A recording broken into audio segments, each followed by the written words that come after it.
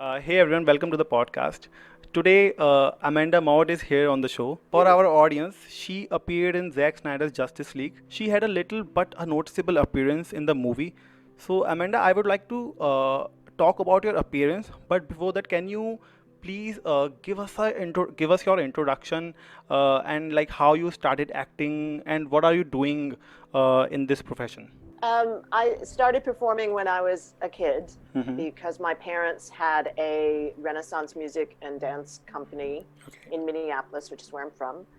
And I started dancing with that at the age of 9. And it just kind of went from there. I would do more and more things at school, professional things. And then I ended up going to New York, study at New York University, Mm-hmm. study acting, and was acting in New York for a while. And then about 25 years ago, I accidentally ended up moving to London Oh, and have been here ever since. I work sometimes still in New York, um, but I'm mostly here. And yeah, the audition for Justice League was out of the blue, and I didn't really know what it was mm-hmm. until later. And then I didn't know that I had it until, it's sometimes in this business, you don't know what's going on Yeah, until it actually happens right in front of you. yeah. So it was kind of out of the blue. It felt Okay, like it was out of the so, blue. but when did the audition happen? In which year? 2016, I think. 2016. Oh, Um, I think that's what it was. Yeah, mm-hmm.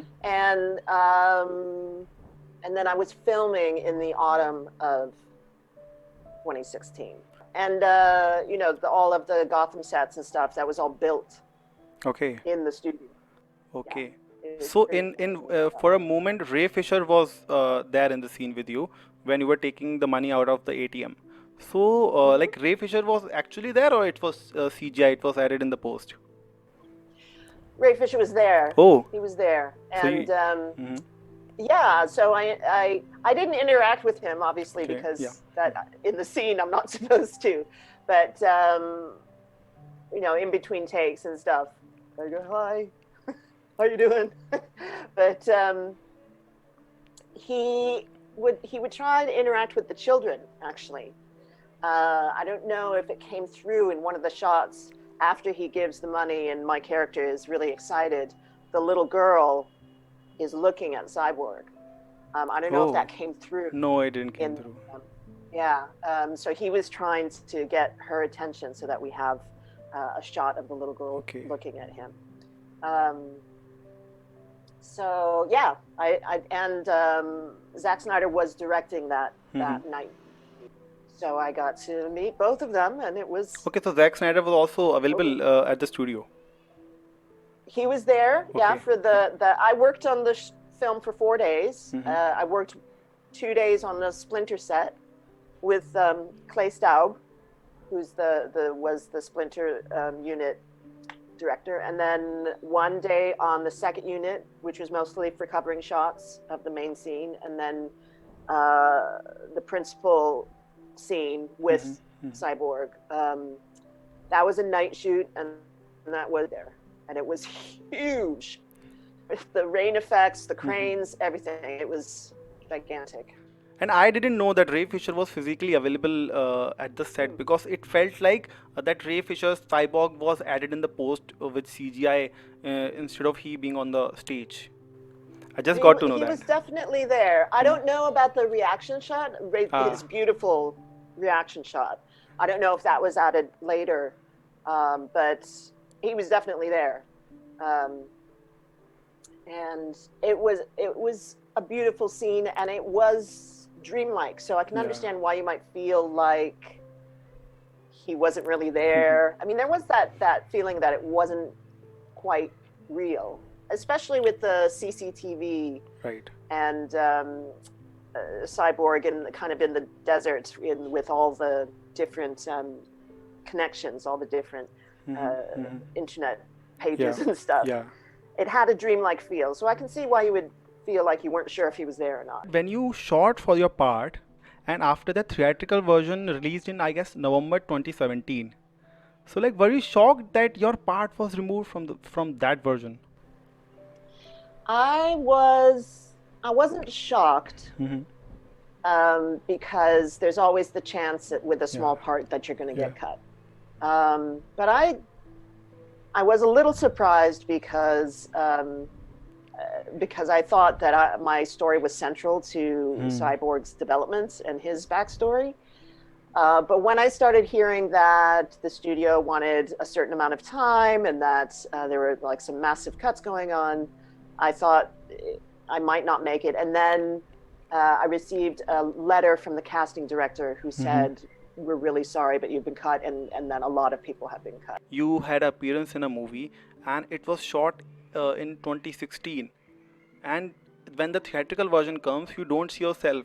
And after almost 5 years, you see yourself on the director's cut, or I should not call it director's cut.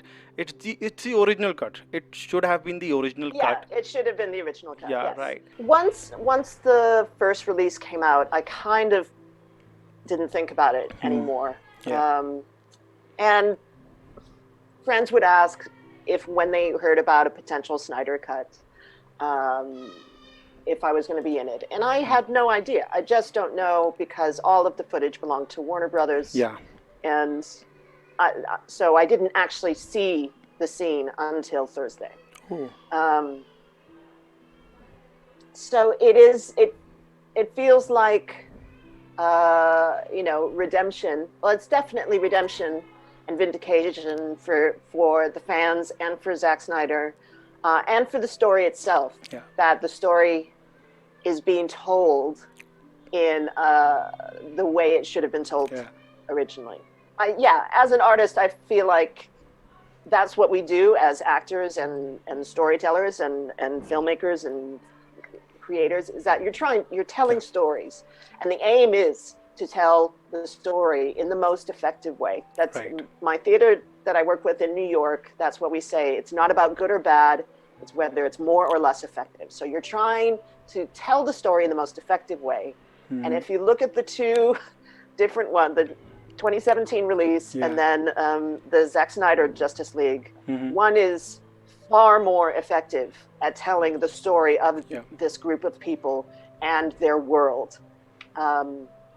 So it feels triumphant and Yeah. glorious, as looking at it as an artist. It feels like feels like a relief. It's like phew. So I hope that answers your Yeah, question. right. So when the movie came out on 18th, officially on 18th, I saw your tweet that you were asking people, hey, if I'm there in this cart, I didn't make it to the Whedon's cart. So and after that tweet, Ray Porter came in support of yours, and then Ray Fisher tweeted about it, and then a lot of fans. See, even if the appearance was a little, it was noticeable. It was very close to the heart of movie, close to the heart of the Cyborg's character, and a lot of people started praising your performance on Twitter. So how did you feel about that? Like, you maybe you never imagined that this level of thing can happen on social media. I mean, I've seen it happen to others, Yeah.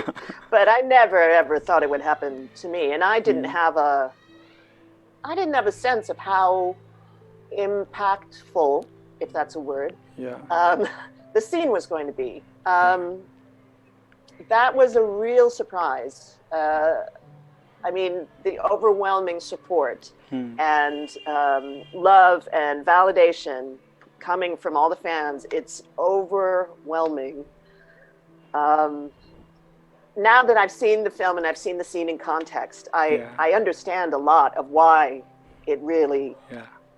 reached people, especially right now.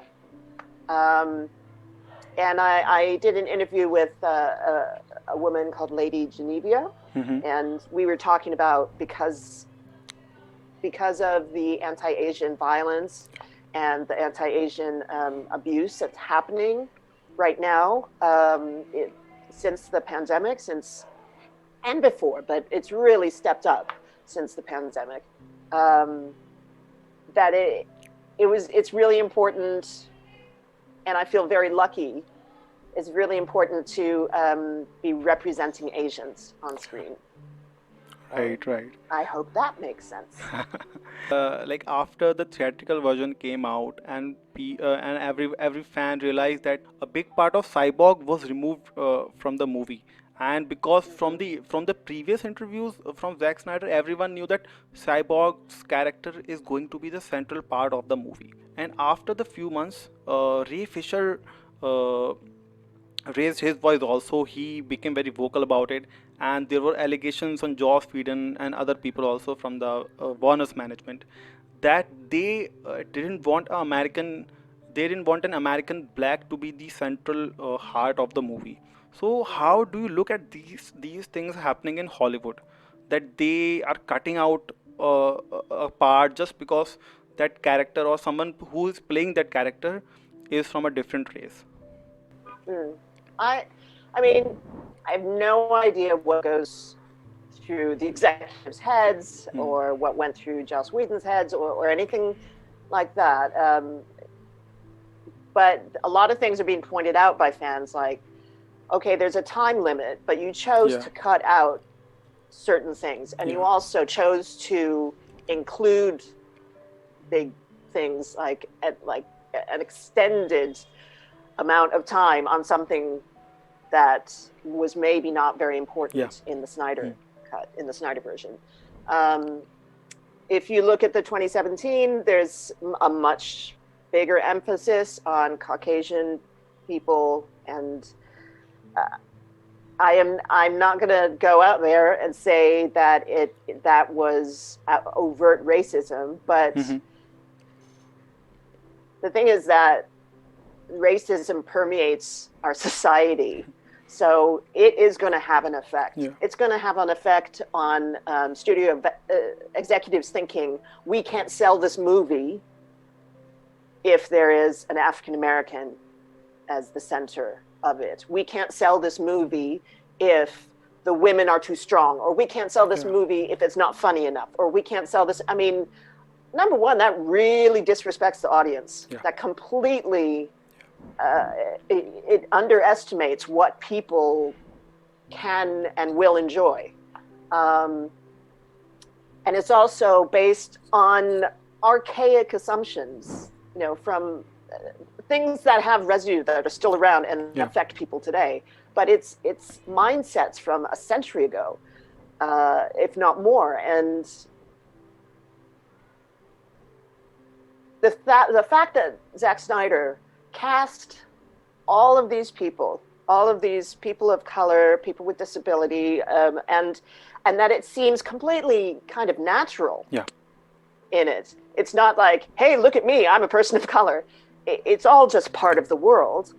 The fact that he did that in 2016 is really advanced. I'm sorry and sad that it's advanced, but at that time, a blockbuster with that kind of diversity was unusual. Yeah. And so maybe the executives were scared. I don't know. I'm not going to speak for them. I don't know what they were thinking. But you can definitely tell the difference. From 2017 to 2021, there's definitely a difference. And I don't think having a police officer of color or a waitress of color or to have the Flash flirting with a girl of color, I don't think it takes anything away from anything. Right. So I'm not sure what happened in those decision-making processes. Does that answer your question? Yeah. Kind of. Yeah, it's your opinion. I think it's 100% right. So there was one thing which happened on Twitter after the movie came out. Some of the people started a hashtag to hire you. They started raising their voice that hire Amanda on Twitter. They started a So hashtag. is my handle. My handle is Yeah, HireMeepiMuad. Meepy Meepy Maud. was my childhood nickname. Yeah. So my handle is HireMeepiMuad, and there is a hashtag HireMeepiMuad in the first couple of days of this. Yeah. It didn't trend or anything, but quite a few people, and it still pops up now and then. quite a few people jumped on board, and it was, it was really heartening, but also hilarious. 'Cause it's like, I'm just some regular person living my life out here, and suddenly my Twitter explodes, and there's a hashtag about me, and it was very. It really made me smile. It really made me smile. It really made this time that we're living in, which is so difficult and dark and depressing, it really lifted me, and I think it lifted a lot of people. A lot of people in my life says it's lifted them. A lot of people on Twitter says the outpouring of love and validation from the fan base is heartening. In when you think of all the hatred and toxicity in social media, to have this great outpouring of love and support and positive energy, it's lifted a lot of people's spirits. So, in the context of that part, and also in the context of the complete story of Justice League, heroes coming together and saving the world, and what happened in that small part of the Ray Fisher along with you, a machine so advanced, and but he decides to help you, your character. In that scene, Cyborg's father was telling him that what you can do, you can control the complete nuclear arsenal of this world, and you can manipulate stock market also. You can manipulate financial instruments. But when he enters that CGI bank, and he sees, hey, there's an account with very less money, and he starts seeing your story, your videos, which was shown, random small clips were shown in the movie, and he feels that he should help you instead of doing any nasty or wrong thing. Like how, and the similar thing happens with the movie's release also. Zack Snyder's Justice League also, the same thing happens, that the cut didn't make didn't sorry the cut was never made. The Zack Snyder's original vision was never came to life. We never got a chance to see it, the actual story, the actual drawings he made in the storyboards, and actual scenes he shot, because your part also was also shot in 2016, and everyone coming together, and it was the power of internet and power of fans which forced Warner's and HBO Max to release the Snyder Cut. And how do you see it, this situation, that the actual situation is reflecting what happens in the movie? I see parallels with the film, the coming together, the Us United, Yeah. hashtag Us United, and the coming together of very disparate, like Zack Snyder's Justice League is a representation of our world, really, and there's more to come. I hope. I mean, the Martian. I can't remember his name. Martian Manhunter, yeah. Yes. Yeah. So there's another character that is seamlessly diverse. Yeah. It's just effortless. You don't even think about it. He's just this guy, and he happens to be African American or Afro-Caribbean, and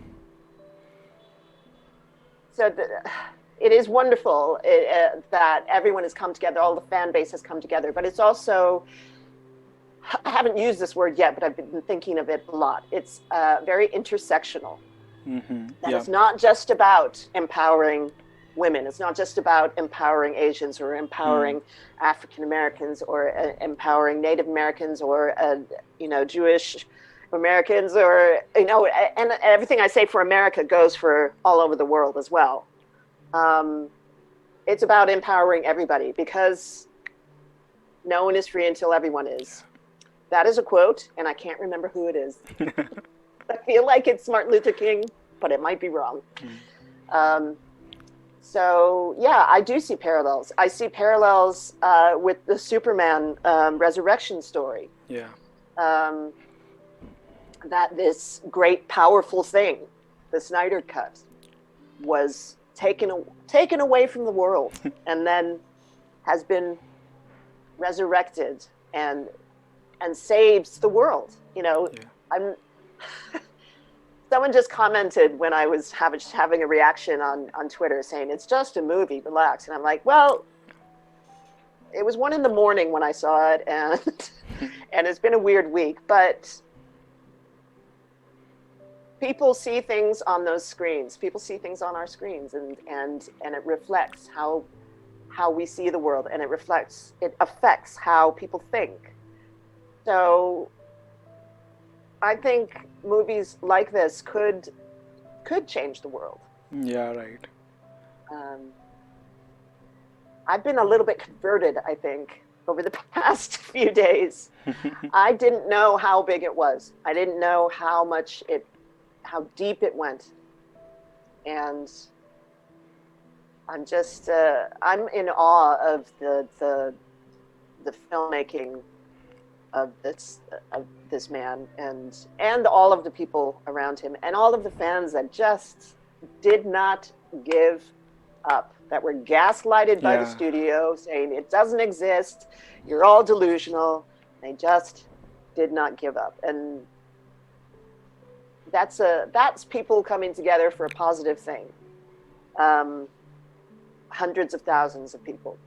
And when you think that there could be hundreds of thousands of people coming together to be destructive, it's so joyous to see the opposite. Yeah.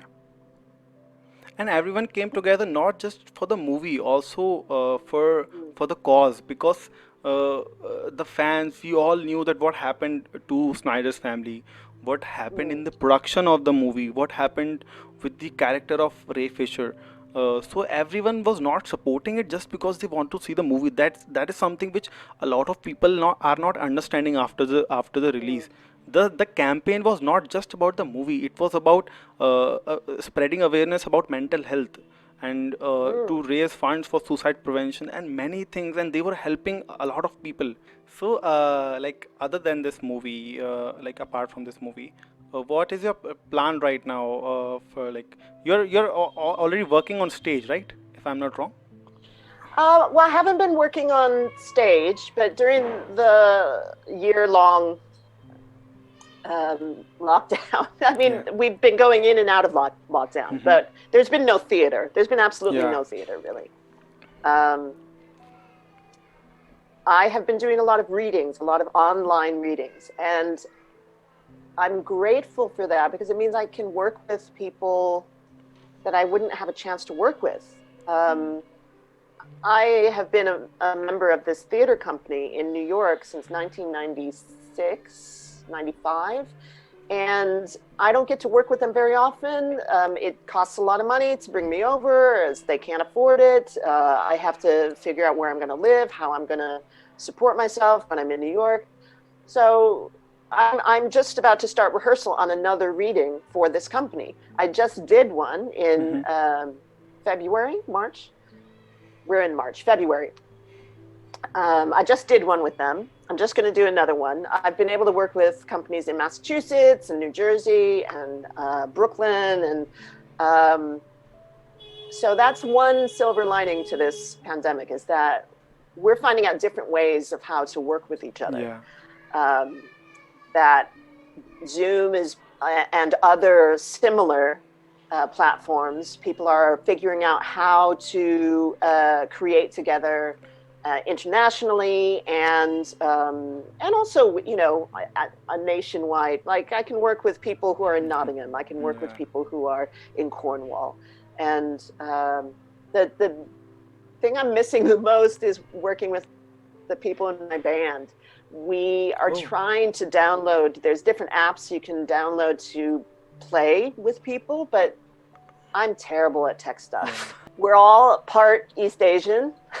We're all actors, and we're all middle-aged. And that creeps into some of our songwriting. And we do eclectic covers, and we've been together since 2013, and we've played out a fair amount, but we're all doing different things. So if one of us gets a job overseas or something, then we don't play for a few months. Or if someone gets a really long contract with Royal Shakespeare Company, which has happened a couple of the other two, they've worked with the RSC a couple of times, and those are long contracts. Right. So sometimes we have to travel to meet each other and practice. But we're getting close to being able to play together, and we are planning to record another album. We do have an album that's on Spotify and iTunes and all those services, and we're called Wonder Mare. Wonder Mare. So it's like wonder of wonderful, and mare like a horse, or like nightmare. But so if you want to check us out, we're on please Spotify. send me the link. Yeah, please send me the link. Yeah, I will. And we're kooky and fun.